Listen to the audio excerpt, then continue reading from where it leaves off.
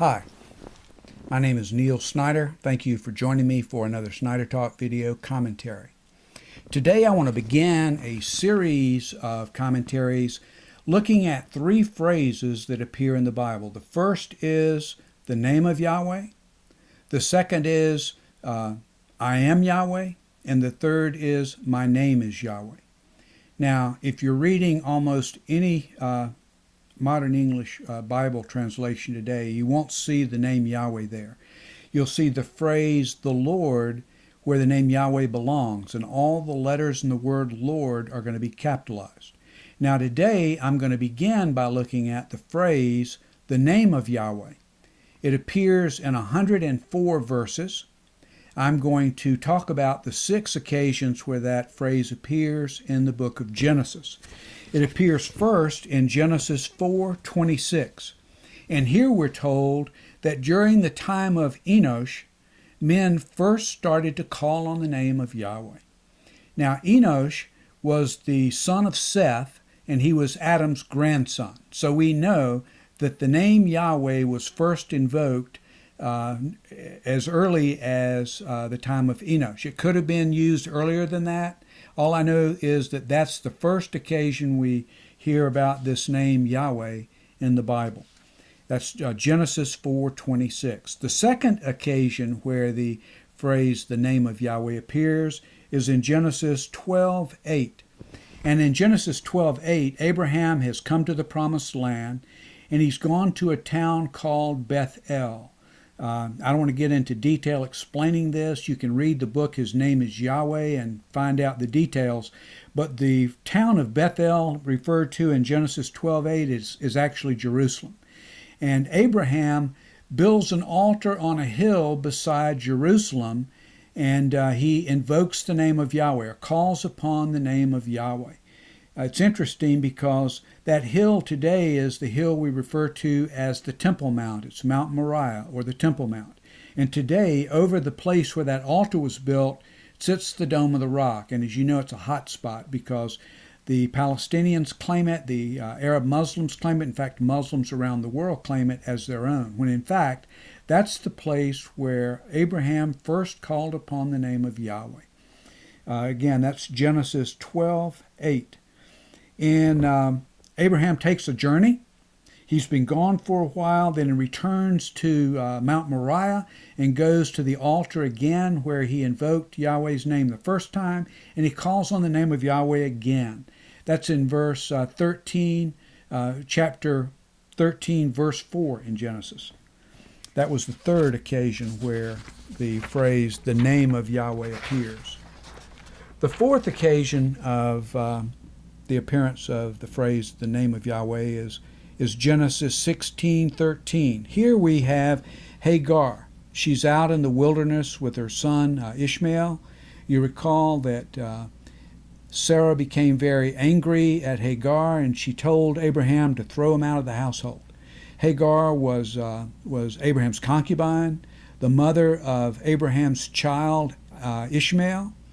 And Abraham did as Sarah wanted him to do. He threw Hagar and Ishmael out, and they were in the desert. Hagar thought they were going to die. She was desperate, and she called upon the name of Yahweh, and Yahweh appeared to her in person. She gave Yahweh a name at that time. It's El Roi. That means God who sees. And at the time she called on the name of Yahweh, she saw him in person, she gave him this name. Again, that is verse 13, chapter 16 in Genesis.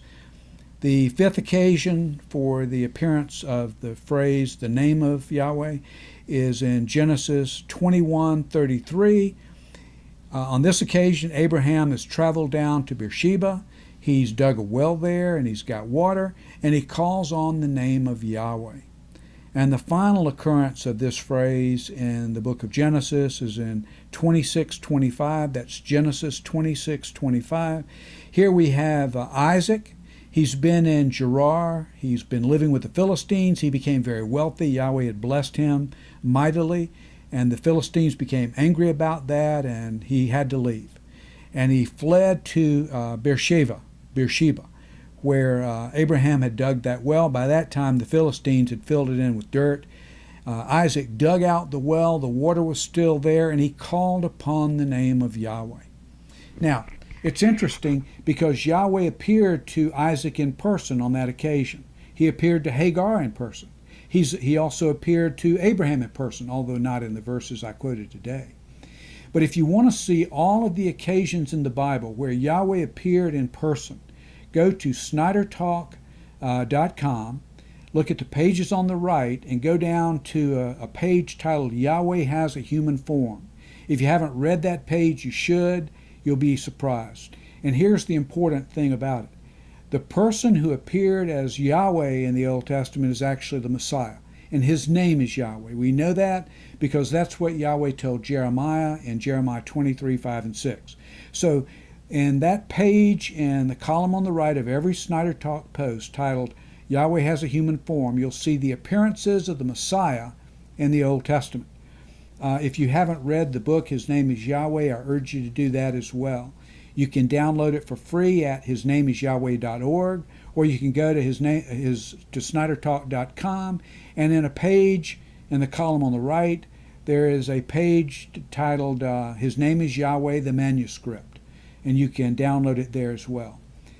It's important for you to know that when you read the phrase call upon, and we read that phrase a lot in these few verses today, when you see that phrase call upon, it's actually derived from the Hebrew word kara, and it means more than just call upon. It means to declare or proclaim. And so you can bet that Abraham, Isaac, and Hagar were not just speaking the name Yahweh, they were declaring it loudly because he's their God, and they know it. By the way, there's only one God. His name is Yahweh. He's everybody's God, whether they believe in him or not. He's still the only God they'll ever have. That's an important fact because that is being called into question today. But don't be confused. There's only one God, and his name is Yahweh. And the person you call Jesus, or many people call Jesus, he is Yahweh. Your only Savior, your only Redeemer, your only God. Thank you for joining me for another Snyder Talk video commentary. I look forward to seeing you again for part 2.